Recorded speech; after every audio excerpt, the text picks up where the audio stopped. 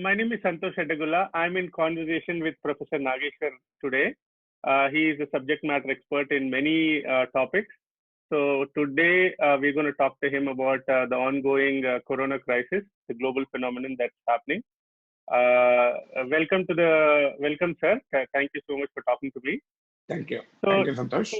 Yeah, to start off, first thing, sir, first question is, was this sudden and immediate announcement of lockdown fair enough, or a 2-day notice would have been a little helpful? Well, this is a peculiar situation, extraordinary situation. First time both the society and the government is battling with this kind of a situation. So extremely difficult which choice is correct. Assuming that the government has given 2 days notice, what would have happened is there would have been a panic travel, panic buying, and a panic movement of the people on the roads. So perhaps the government might have thought with such a panic movement of people would be much more difficult to manage and much more dangerous for this kind of a contagion. So the government might have thought instead of giving the notice, a sudden imposition would keep things right. But the government should have prepared for it in terms of delivery of essential services at the doorstep of the citizen, managing the migrant labor conditions, whether to stay here or to go back to their own places. Such kind of management should have been better.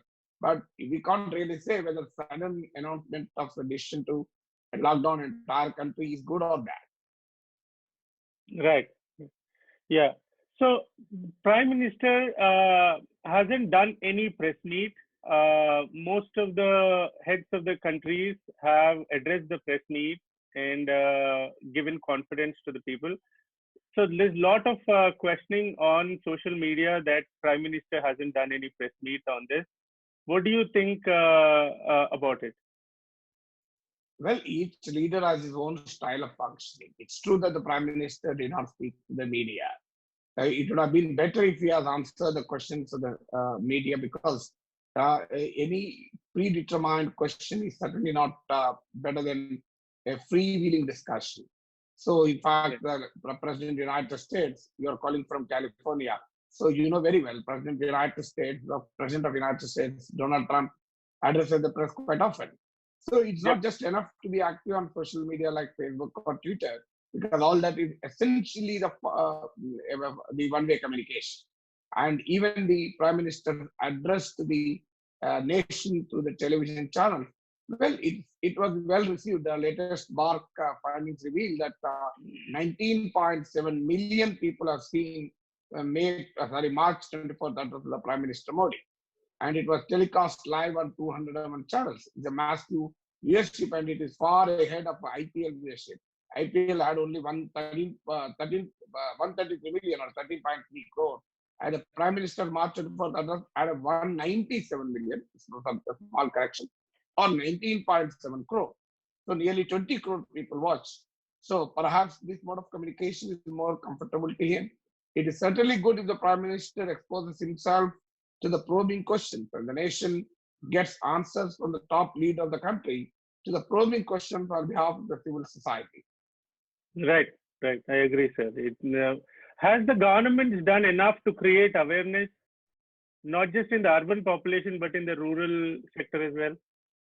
Well, I think the awareness is fairly good. In fact, the Adivasis are also, there are reports in the Indian media that even Adivasis across the country are following the social distance. And the people know it. The problem here is not that the people do not know, but the people are self-conscious or not. The biggest problem is there's a kind of a lack of proper understanding of the problem. We have seen on the March 22nd, Janata Curfew, the Prime Minister has given a call for everyone to come and stand in front of his house or in the balcony and clap, so that we really thank the crusaders of anti-corona struggle. But ultimately, how did it turn out? People have come in groups. There was almost kind of a celebration mood. So I've seen in my own apartment, 30 people, 20 people, 40 people coming out and participating in a celebration mood.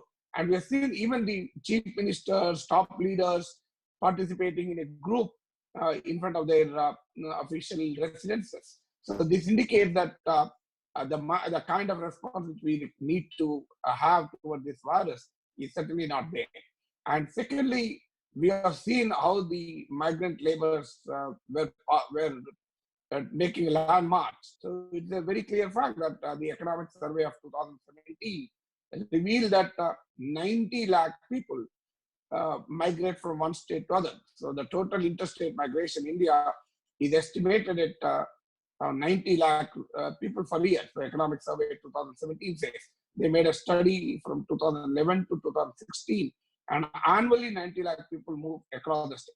And if you include the interstate migration, so the people migrating within the state, the figure is mind-boggling. So it is around 139 million or 13.9 crore. So nearly 14 crore people move from their own places. And the government should certainly know this fact, because these are the data. This is the data presented in the economic survey by the government itself. So enough precautions should have been taken to address the concerns of the migrant labor, especially when there is a nationwide lockdown. And that too, nobody knows how long will it be. So today, the Telangana Chief Minister K. Chandrasekhar announced that all kinds of facilities will be provided to the migrant labor, like food, medicine, water, etc. I think this assurance, at least at this point of time, is good. But such an assurance should have been given by the Prime Minister, because migration is much higher in North India. So the two states which are the sources of migrant labor are UP and Bihar. And the states that receive the maximum migrants are Maharashtra, Tamil Nadu, Andhra Pradesh. So the problem is the Prime Minister should have told the people that the migrant labor need not worry. Wherever they are, they'll be provided with the food, with ration, with money, etc. Because most of these migrant labor do not have any ration cards, have any kind of registration with the welfare state. So what will happen for that? See, they're obviously concerned when their livelihood is lost. They're worried about their future. So they were marching towards their own houses. So we, as a country, we have moved people stranded in airport. We have moved Indians in foreign countries to our own land. So unfortunately, we could not move the migrant labor. So that is the class character of the public policy. So when it is about the foreign citizens, when it is people who travel, who commute by plane, we have a government to address their concern. But those who commute like migrant labor, they don't have a government that is addresses their concerns. Right. Yeah. So yesterday, IMF declared that it's going to be a global recession. How bad is it going to be for India? Well, I think Indian economy, even India will be losing around 8 lakh crores of GDP. The coronavirus impact comes at the back, at a time when India is already reeling under economic slowdown. The growth rate has come out to 5%. It was estimated to be 5% in 2019-20. But given the fact that the last quarter of the 2019-20 was affected by these adverse conditions like lockdown, the current estimate is that it would be around 4.5%, not more than that. So that shows that we already have 4.5% growth rate, and the impact of the coronavirus may be much worse. The State Bank of India's Chief Economic Advisor, Soumyakant Ghosh, estimates it to be 2.6%, and the CRISIL rating agency estimates the growth rate to be around 3.5%. So we really do not know what will be the bottom level, because the situation is evolving every day. Right. So, what should be the role of our corporate giants in pharma and tech industry? How do you think they could be of help to India in this corona crisis? Well, there are four things that India's pharma industry, India's medical devices industry has to provide. One, vaccines. Two, testing kits. Three, that means diagnostics, vaccines, diagnostics, therapeutics, and prophylactics. So these are the four things which we should be ready, because, for example, on the diagnostics, India is still far behind. So we have a situation where the diagnostics are not even available to us. So we are unable to conduct the test in a sufficient, but the total test conducted by India is around 27,000 till now. Whereas the South Korea has conducted on average 10,000 tests per day. and the peak was 18,000 tests. So even the South Korean model reveals that the test, trace, and treat is the only solution. So we have to beef up, and the things are moving slowly in our country. Also, the Indian Council for Medical Research and the National Institute of Virology is speeding up the production of the test kits, that too at a cheaper rate. So we hope that the things will improve in the near course. Right. Yeah. Thank you.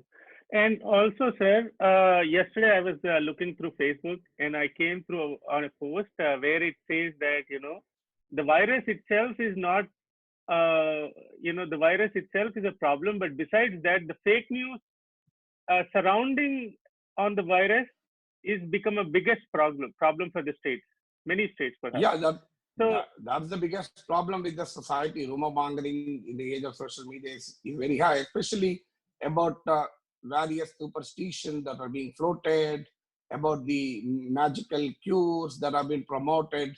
And that's quite unfortunate. At a time when you share all kinds of unconfirmed news, it may create panic, it may create complacency in society, it may even create hate mongering in society, racist hate mongering, and such kind of an attitude is absolutely cannot be acceptable, and it's not acceptable in any situation, and it is not acceptable in present current critical situation. sure, sir. Thank you so much for Yeah, yeah. talking to me and clarifying a lot of these questions that has been around in the social media. Thank you so much, sir. Have a good day.